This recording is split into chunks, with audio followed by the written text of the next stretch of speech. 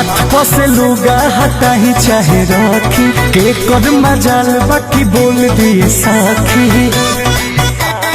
हाँ माथ पसे लुगा हटा ही चाहे रखी के कर मजाल बाकी बोल दिए साखी। गोरखपुर से पटना तक पियावे के बोल बहला हो डर के करा से बा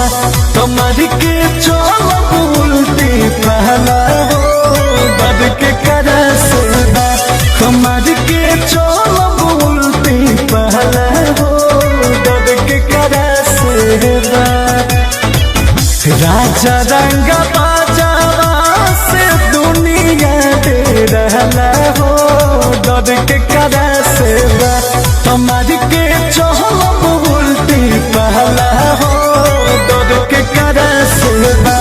हमारी के चोल बोलते पहला हो डर के करा से बा।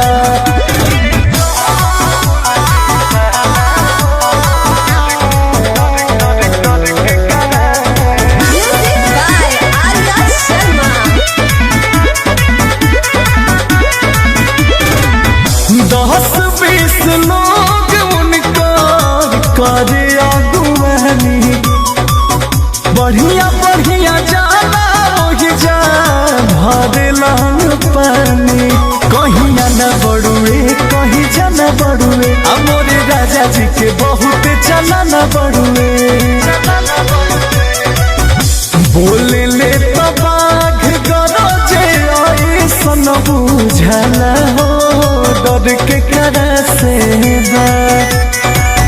बोल ले तो बाघ गरजे ऐसन बुझला हो डर के करा से बा तुम्हारी के चोल बोलती पहला हो डर के करा से बा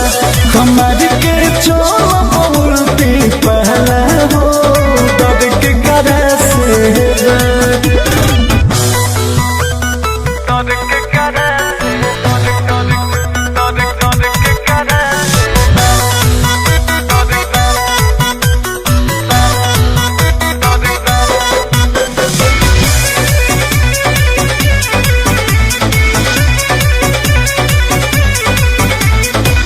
शोभला पठान सूट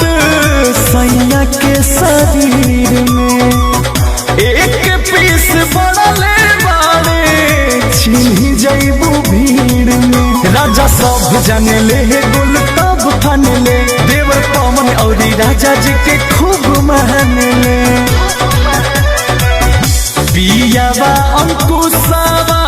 के चारों रे हला हो डर के करा से बा पियावा अंकुशवा के चारों रे हला हो